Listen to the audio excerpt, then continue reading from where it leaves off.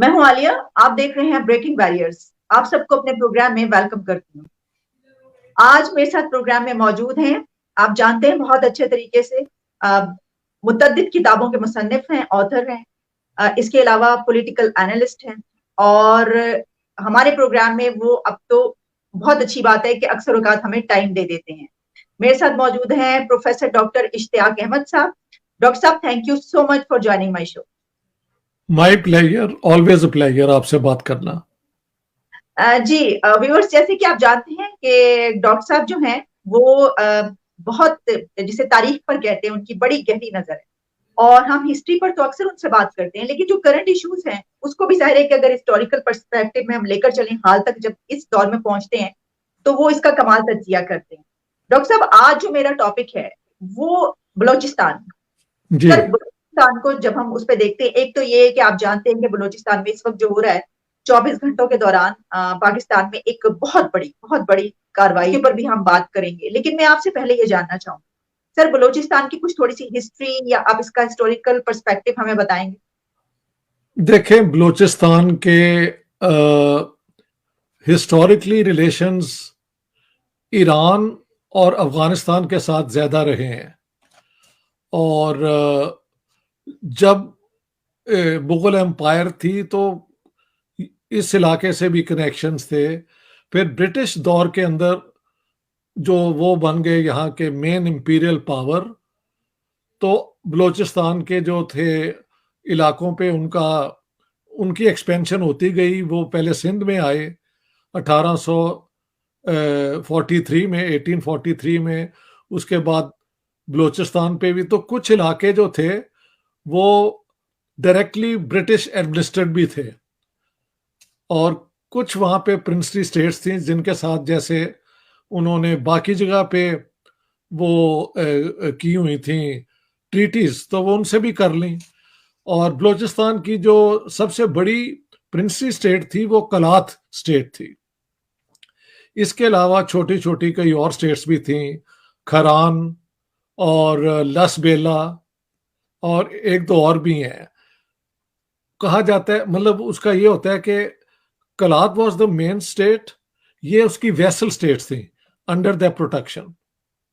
लेकिन क्वेटा के इर्द गिर्द जो ज़्यादातर पश्तून इलाका है, और इधर वहाँ पे बरतानिया ने अपना वो डायरेक्ट असर डाला, और वहाँ पे वो रूल करते थे थ्रू शाही जिरगा। शाही जिरगा में जो वहाँ के ट्राइबल चीफ थे और ये वो थे, वो लोग थे। तकसीम हिंद के मौके पर जब पार्टीशन हुई तो शाही जिरगे ने पाकिस्तान के हक में वोट दिया कि we will join Pakistan. Kalat state ने अपने आप को वो पहले से कायदे आजम के साथ इन कंसल्टेशन थे। पाकिस्तान बनने से पहले दो पोजीशंस थी कांग्रेस की कि जब आज़ाद हम होंगे तो प्रिंसली स्टेट्स को हमने इंडिपेंडेंट नहीं रहने देना, उनको इंडिया के साथ मर्ज करना पड़ेगा। और कायदे आजम की पोजीशन ये थी कि पाकिस्तान बन भी जाएगा तो प्रिंसली स्टेट्स की जो इंडिपेंडेंस है हम उनको टच नहीं करेंगे। तो ये दो पोजीशन थी। अब 11 अगस्त 1947 को खान ऑफ कलात ने अपने आप को इंडिपेंडेंट डिक्लेयर कर दिया था, और पाकिस्तान गवर्नमेंट ने उसे रिकॉग्नाइज भी कर लिया था, यह भी कहने की जरूरत है। लेकिन जब पार्टीशन हो गई 14 और 15 की रात को, और ब्रिटिश ट्रांसफर ऑफ पावर हो गया और बरतानिया वहां से विदड्रॉ कर गया, तो फिर दोनों तरफ कोशिश हुई कि प्रिंसली स्टेट्स को कन्विंस किया जाए कि वो जम हो जाए इंडिया के अंदर या पाकिस्तान के, डिपेंडिंग ऑन वेयर दे वर। तो पाकिस्तान पे फिर जिन्ना साहब जब मिले खान ऑफ कलात को, उन्होंने कहा बात सुनो, I strongly advise you to now sign the instrument of accession, joining Pakistan, which the Khan was not happy at all about.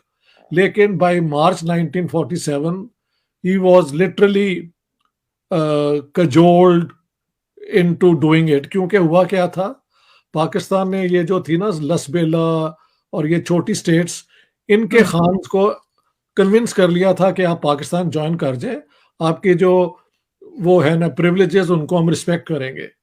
तो जब वो इसके साथ न रहे और Khan of Kalat was alone, फिर उन पे प्रेशर पड़ा, तो खान ऑफ कलात ने भी फिर एक्सीड कर दिया, बट अगेंस्ट हिज विल। उनके जो भाई हैं, प्रिंस अब्दुल रहीम महल उनका नाम था, he went to the hills. Afghanistan में इनके साथ ज्यादा कनेक्शन थे, वहां से उन्होंने कोई रेजिस्टेंस मूवमेंट भी की, लेकिन पाकिस्तान आर्मी चली गई। It entered Kalat city I think on the 1st of April। कुछ लोग कहते हैं नहीं, 1-2 दिन पहले ही आ गए थे। तो उसके बाद सारा बलोचिस्तान पाकिस्तान में आ गया। अब एक इलाका जो ग्वादर का है, ये क्योंकि इंडिया एडमिनिस्टर करता था मिडिल ईस्ट को और इंडिया को टुगेदर, तो कई चीजें इंडिया से कंट्रोल होती थी।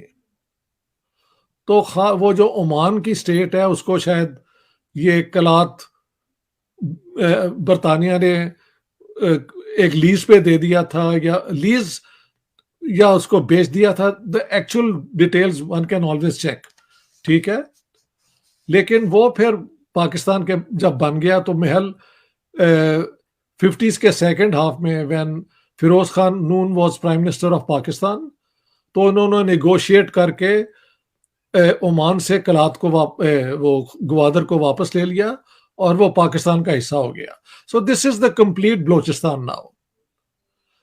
Gwadar was only a fishing village जब तक कि ये पाकिस्तान और चाइना की रिलेशनशिप ज्यादा क्लोज नहीं हुई। हाँ जी, और चाइना ने और ये पाकिस्तान ने सेपेक की जो 46 बिलियन की एग्रीमेंट्स की और ये और वो, तो चाइनीज वो उसका फायदा ये है कि चाइना को वरना पूरी साउथ वो सी से होते हुए साउथ चाइनीज होते हुए अपनी गुड्स को ला के दुनिया की मार्केट में लाना पड़ता था।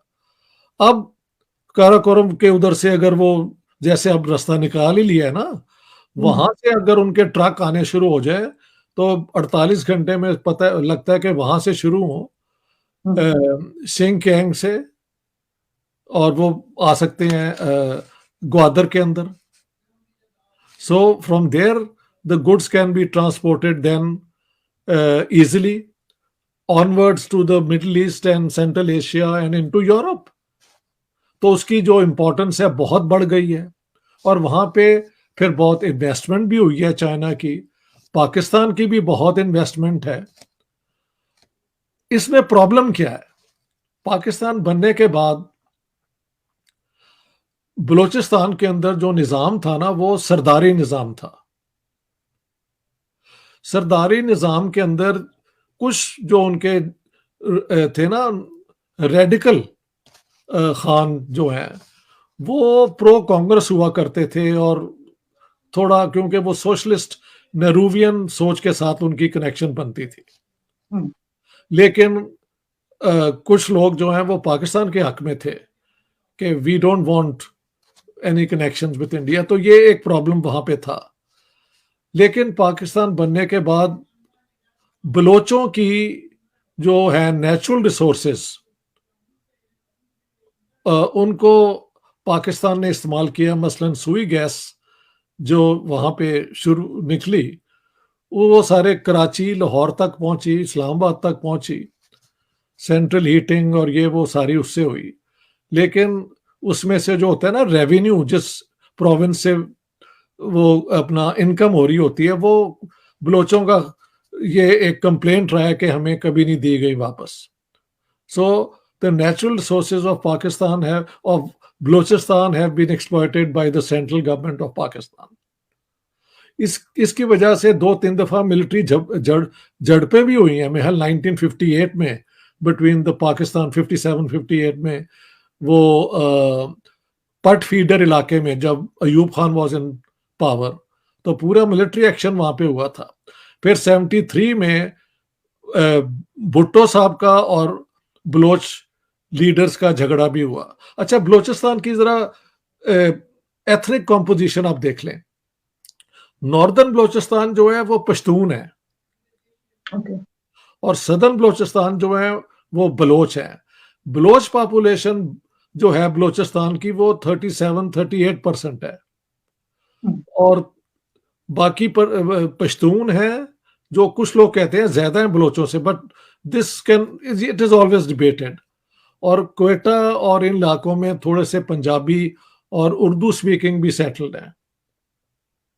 तो बलोच आर द बलोचों के अंदर भी दो कम्युनिटीज हैं। एक तो है बलोची स्पीकिंग।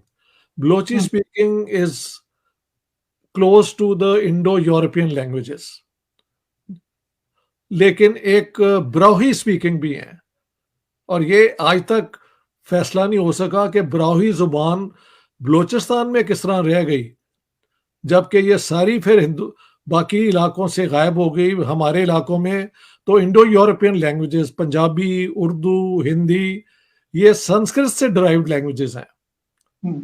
साउथ इंडिया की जो लैंग्वेजेस हैं, तमिल, तेलुगु, मलयालम, कनाडा, ये चार जो हैं ये हैं द्राविडियन लैंग्वेजेस।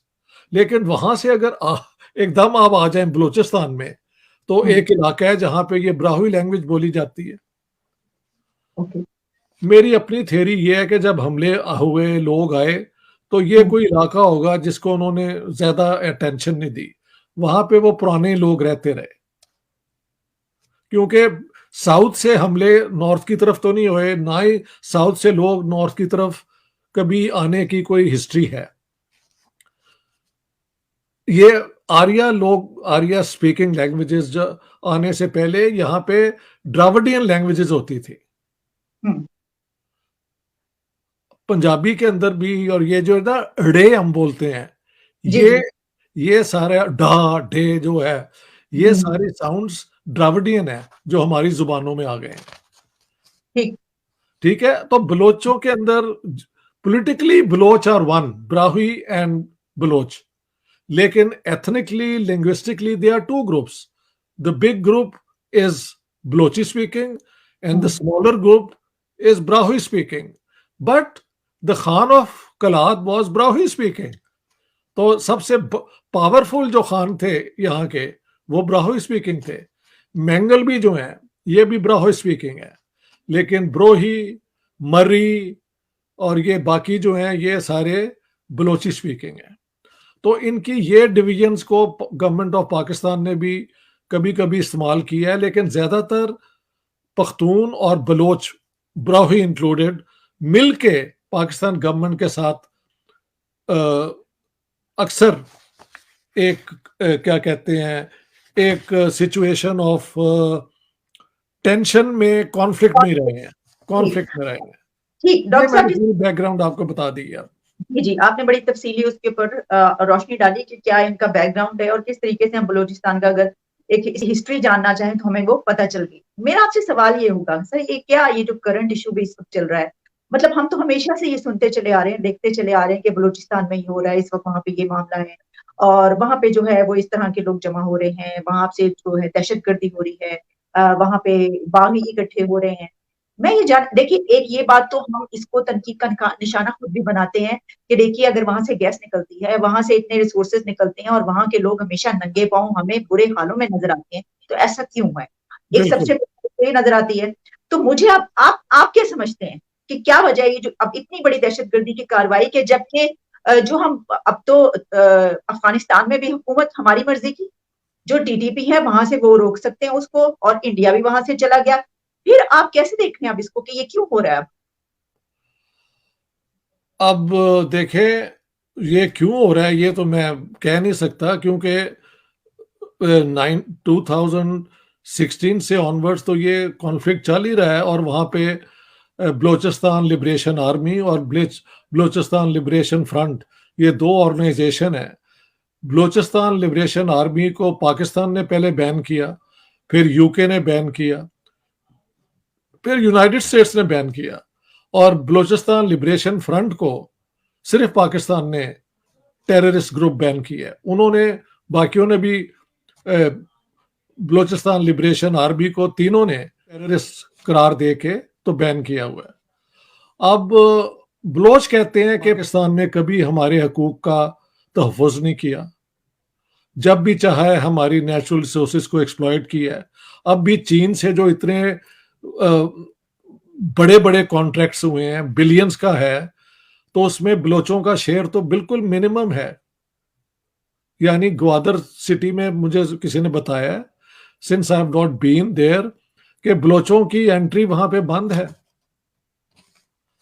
तकरीबन नहीं है।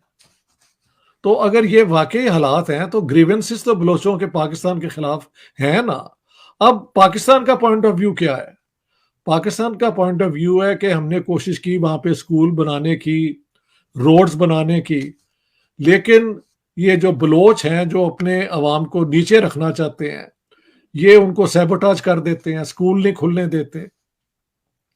एक हद तक ये कहीं ना कहीं सच भी होगा, क्योंकि बलोच लीडर्स के सामने जब उनके आर्म्स लोग आते हैं तो उनके साथ आंख नहीं मिला सकते।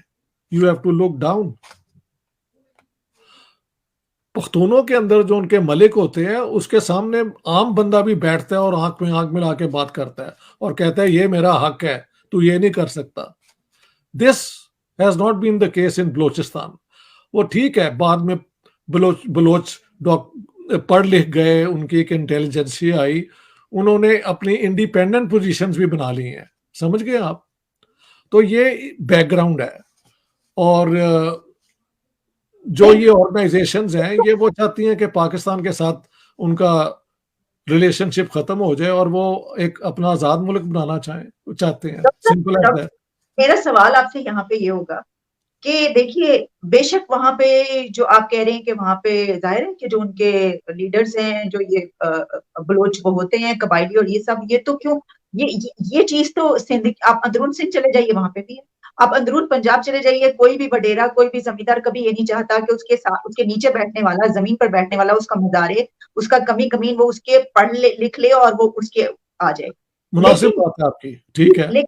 लेकिन ये रिस्पॉन्सिबिलिटी तो स्टेट की, रियासत की और हुकूमत की होती है। नहीं, मैंने आपको दोनों पॉइंट ऑफ व्यू इसलिए बताए थे कि उसके बाद हम डिस्कस कर सकेंगे कि दुरुस्त यानी मुनासिब क्या है। मुनासिब तो ये है कि अगर बलोचिस्तान में ये सारी डेवलपमेंट हो रही है और वो इतना इम्पोर्टेंट है ये चाइनीज एंटरप्राइज के लिए, बेल्ट एंड रोड, ये सारा, तो बलोचों को उसका फायदा पॉजिटिवली होना चाहिए ना, और नजर आना चाहिए। अगर वो नजर नहीं आ रहा तो जो फोर्सेस पहले से ही नाखुश हैं पाकिस्तान से, उनके साथ लोग चले जाते हैं। मैं ये कह रहा हूं, पाकिस्तान की dealing with Balochistan has never been fair, ये मुझे कहना चाहिए। आप क्या वजह समझते हैं कि डीलिंग क्यों फेयर नहीं? असल में तारीख में जब एक दफा इस किस्म की चीजें शुरू हो जाती हैं तो उनकी एक अपनी, वो क्या कहते हैं, जीनियोलॉजी एक, क्योंकि बलोचिस्तान को इन्होंने बाय फोर्स एक्वायर किया था, इन्होंने कोई उनके साथ अच्छा सलूक नहीं किया, तो वो एक इंटेलेक्चुअल्स के अंदर उनके जो, यानी एक दफा भूख नंग से जब आदमी आजाद हो जाता है तो वो फिर सोचना शुरू कर देता है। उनके सोचने वाले लोग कहते हैं कि यार, हमें तो एज ए कॉलोनी, हमें बलोचों को कभी इन्होंने माने ही नहीं कि ये पाकिस्तान के सिटीजन्स हैं। पाकिस्तान गवर्नमेंट कहती है नहीं जी, हम तो पता नहीं ये कर रहे हैं, ये इन्वेस्टमेंट कर रहे हैं, लेकिन ग्वादर के ऊपर और इधर बलोचों को जो फायदा होना चाहिए था वो नहीं हुआ। मैंने कई लोगों को कंसल्ट किया है, वो यही कहते हैं कि बलोच ग्रीवेंसेस आर जस्टिफाइड। अब पाकिस्तान गवर्नमेंट को क्यों समझ नहीं आती, I have no way of explaining कि उनका माइंडसेट कैसे काम करता है। अच्छा डॉक्टर साहब, आपसे एक आखिरी सवाल मेरा ये होगा कि हम ये देख रहे हैं जिस तरह वजीर दाखिला जो है वो आए, उन्होंने कहा कि देखिए इनको जो, मतलब जो इनकी बैकबोन है वो हम देख रहे हैं, जो इनको चलाने वाले हैं अफगानिस्तान में और भारत में, और ये बैठे हैं और वहां से चलाए जा रहे हैं। देखिए बात सुने, इंडिया के ऊपर ये इल्जाम लगाना is taken for granted. We say give us the proof. वो एक बंदा इन्होंने पकड़ा है, उसी का केस पूरा कोर्ट के अंदर ला के तो प्रूव नहीं कर सके ना। सजाए मौत जो उसको इन्होंने दी थी वो आज तक कैरी आउट नहीं की। अभी तक इंटरनेशनल कोर्ट ऑफ जस्टिस में वो केस चल रहा है। जैसे भी वो, हम पहले मैं उस पर लिख भी चुका हूं। तो इंडिया को ब्लेम कर देना is very easy. All you need to do is to issue a statement. मुझे याद है एक हमारे फाइनेंस मिनिस्टर थे जो वर्ल्ड बैंक की तरफ से आए थे, I don't want to name him, वो ही वाज इन द कैबिनेट जब कोई धमाका हुआ था, तो कहते हैं मैं कैबिनेट मीटिंग में था, तो एकदम मिनिस्टर्स ने कहा कि जी इंडिया पे डाल देते हैं, तो मैंने कहा don't do it, first check कि ये वाकई इंडिया ने किया या नहीं किया। बाद में पता लगा कि इंडिया का उसके साथ कोई ताल्लुक नहीं है। और ऐसे जैसे आप बता रही हैं, अब तो अफगानिस्तान के अंदर जहां से अलेजेडली इंडिया इंटरेक्ट बलूचिस्तान में एक्टिव था, वो तो तालिबान के होते हुए उनकी तो छुट्टी हो गई होगी। अगर कुछ हो रहा है तो तालिबान गवर्नमेंट कर सकती है इस इलाके में, that I can understand, but not the Indians any more. उनकी तो उनको तो वहां से उन्होंने एलिमिनेट कर दिया है। So the Indian hand at the moment cannot be alleged. हाँ, अगर ये लोग जाके दिल्ली में फाइनेंसिंग करवाते हैं करते हैं, उसका तो हमारे पास कोई तरीका नहीं है ना। पाकिस्तान गवर्नमेंट कहती है कि इंडिया स्टिल बैकिंग इट, हो सकता है ये फैक्ट भी हो। लेकिन डॉक्टर साहब, इससे भी बड़ा सवाल ये है ना कि अफगानिस्तान में तो हुकूमत को रोकना चाहिए ना, जो कह रहे हैं कि कलदम जो है वहां से यहाँ पे करे डीटीपी, तो वो तो हमारे कहने पे क्यों नहीं रोक रहे उसको? उनका पाकिस्तान के साथ कई झगड़े हैं, उन्होंने फेंस जो बना रहे थे ये या लगा रहे थे, they are not happy with it. यानी हुकूमत जो है तालिबान, वो बड़ी अनप्रिडिक्टेबल है, और उसके अंदर कई, असल में हुकूमत एक होती है, उसके अंदर फैक्शंस भी तो होते हैं ना, ऐसे ही। तो ये कोई फैक्शन ऐसा होगा जो इस सारी सिचुएशन में खुश नहीं है, वो करवा सकता है। It's very possible. ठीक ठीक ठीक। डॉक्टर साहब, तो ये कहना चाहिए हमें कि ये जो अब हुआ है एक्ट, और इतने लोग मारे गए हैं, ये एक्ट ऑफ टेररिज्म है, और इसको कंडेम हमें करना चाहिए। बिल्कुल बिल्कुल, वो तो कर ही रहे हैं सर, बिल्कुल आपसे बात करने का यही मतलब था, वो तो हम बिल्कुल कर रहे हैं उसको। और लेकिन उसके साथ साथ ये भी तो है ना कि ये जानना बड़ा जरूरी होता है कि ये जो इसकी रूट्स कहाँ पर है, और इसको ढूंढना चाहिए, इसको तलाश करना चाहिए। I agree. ठीक, डॉक्टर साहब, thank you so much for your precious time, बहुत बहुत शुक्रिया। You are welcome, all the best.